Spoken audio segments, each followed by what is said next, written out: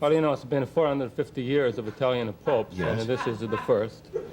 And I have to say there's a lot of people kind of a little shaken up because, you know, I mean, it could bring in a lot of Polish people and that to the Vatican. Don't know. He says he's not saying he's going to keep everybody who's at the Vatican. Oh, really? So maybe, I mean, everyone's, you know, there's a lot of people typing up resumes and stuff like that. I didn't, Just not too sure yet, you know. didn't realize that people would have been insecure I about don't know, their job. man. I'm not That's really a insecure, I surprise. just don't know. But I hope maybe, you know, like at the CBC, I have, you know, I have some friends there, and I hope maybe I can come here some and they get a job if something happens. You know, Yes. just if it happens. Well, it's wise to keep your bases, right. Your when you're doors gonna, open. you know, when you're gonna parachute, you want someplace nice and soft to land, and not just to jump and just to look, then no place to go. You wouldn't want to learn Polish or anything. You don't think that might help? Well, that's a good idea. I didn't think of that, but to take up some Balkan languages, maybe. I think maybe Useful, yeah. they could end up being a Polish priest doing my gossip column. That's what I'm worried about. It's a possibility, yes. They could send me some little parish in Lithuania, something like that, you know, and it's not what I Wouldn't want. be quite the romantic world, dramatic right. world that you're used to. Any little tidbits of news about how the voting occurred, Well, Father? it was really exciting, you know. Yes. And it was like, there was a conservative and a liberal, and it was like a tied vote. And that's how this really? Cardinal Wojtyła got in there, because it was like a stalemate, and then they went for outsider. That's really what happened. Really? I thought for sure Cardinal Felonio would get it. That's what everybody was saying.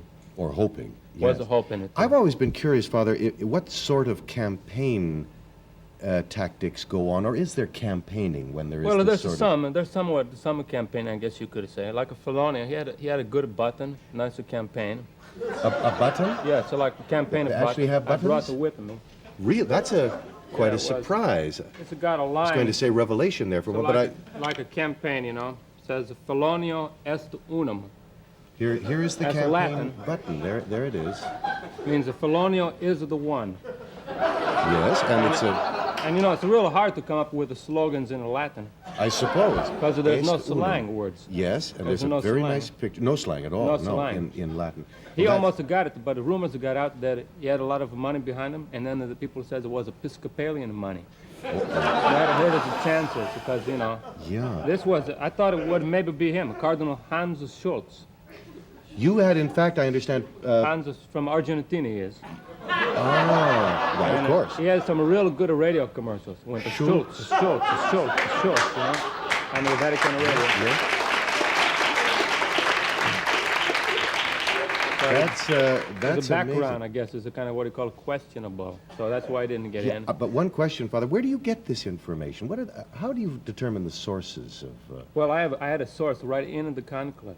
Oh, really? Right in the... Well, I should have clarified that, I think. She wasn't in the conclave. She wasn't in... She wasn't inside. It was her husband was in it.